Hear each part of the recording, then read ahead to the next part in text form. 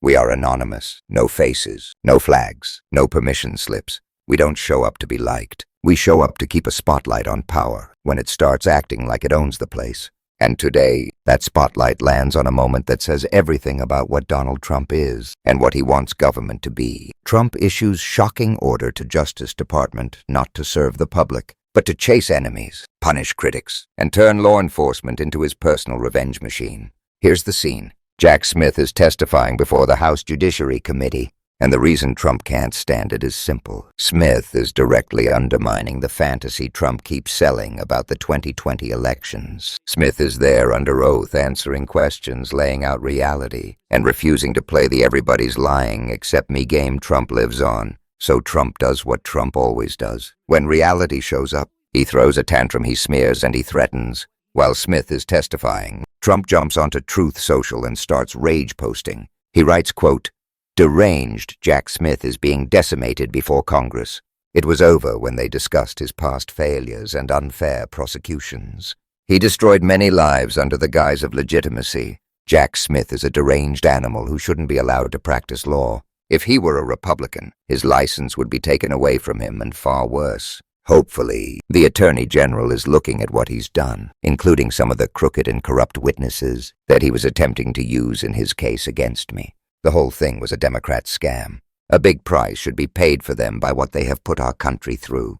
And then he goes, "Now where have we seen that before?" And he starts rattling off names like he's reading from some petty little enemies list. Right, with Letitia James and James Comey, and Adam Schiff, Tim Walz, Jacob Fry, Jerome Powell, Lamb, Monica MacGyver. Shall I keep going? That's the Post. That's Trump.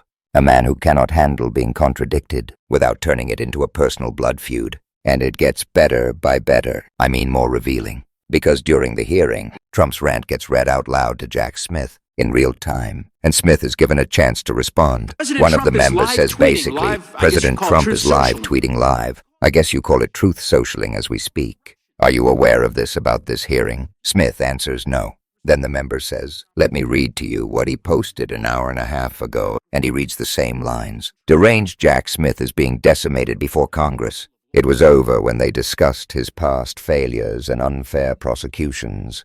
He destroyed many lives. Jack Smith is a deranged animal. Hopefully the Attorney General is looking at what he's done." And then the member doesn't mince words. He says, "We have a word for this. It's called weaponization. It's called corruption." And then he turns to Smith and says, "In effect, you've served this country. You've been faithful to the rule of law. Ignore the noise from people debasing themselves like this." He calls it subversive of the oaths they took to defend the Constitution. Then he offers Smith the floor. "I'm happy to give you an opportunity. Mr. Smith, if you'd like to respond." And Smith's response is exactly what a grown adult sounds like when a spoiled bully is screaming in the background. Smith says, "I don't have anything to add." That's it. No drama, no clapback, no performance. Because Smith isn't there to trade insults. Trump is. And that's the key difference. Donald Trump is small, petty, and petulant. He lashes out at his perceived enemies like a kid who thinks the whole world exists to applaud him. Jack Smith is an adult. He's not taking the bait. Trump's entire political personality is bait. Smith just sits there and refuses to bite.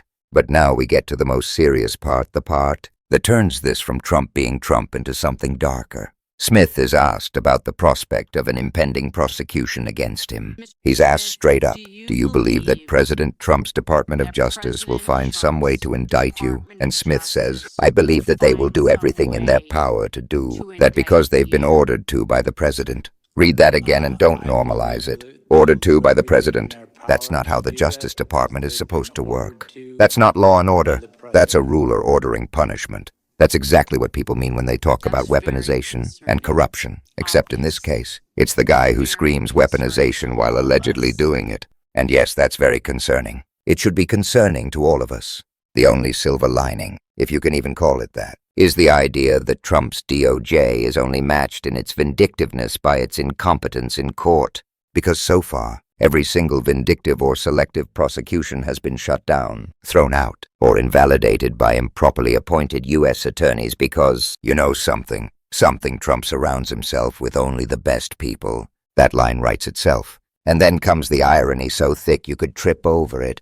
Trump ran on the idea that he's against government weaponization, that he'd end it on day one. Meanwhile, Forget for a moment that Merrick Garland wouldn't even touch Trump's case for 2 full years, after Trump tried to overturn a free and fair election, and only then did Garland deign to appoint a special prosecutor, Jack Smith.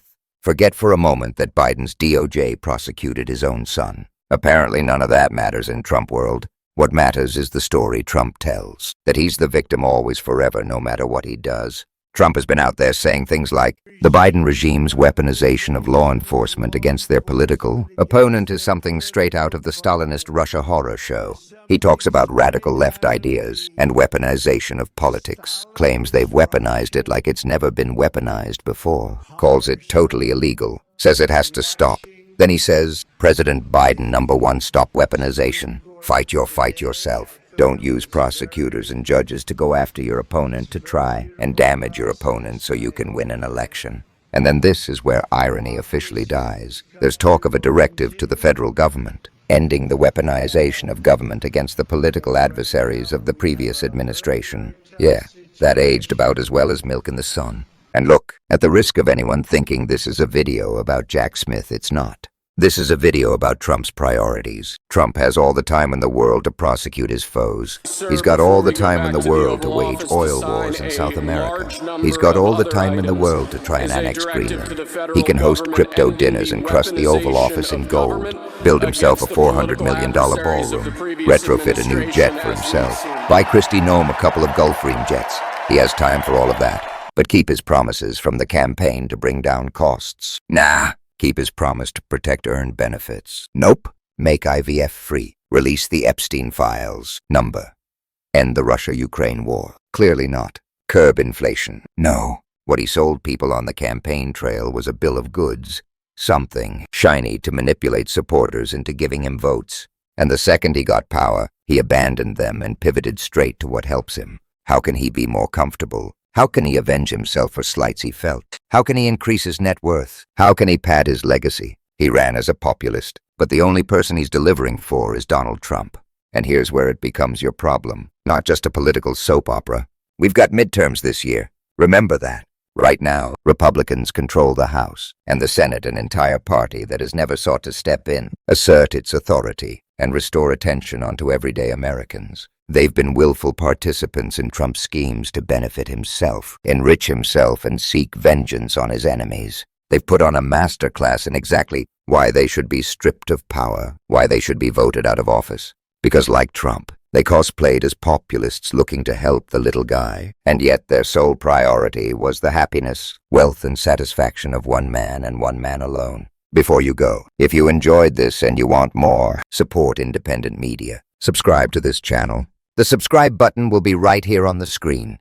And second, understand the environment we're in. This administration can lean on social media platforms to suppress certain voices if they don't like critical coverage. That means longevity is in the hands of a few tech billionaires who are already showing they're willing to cater to this administration. So signing up for the newsletter is how I can reach you directly if that ever becomes necessary. The link will be right here on the screen too. Please sign up.